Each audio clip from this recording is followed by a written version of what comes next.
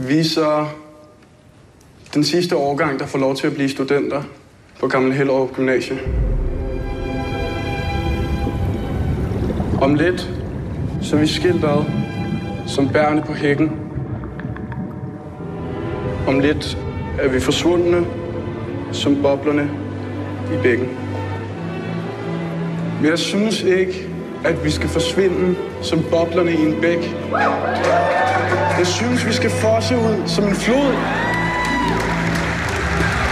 Og minde os selv om det, vi var engang, det vi er lige nu, det vi altid vil være.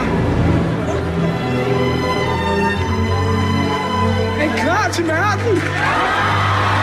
Er I klar til fucking verden?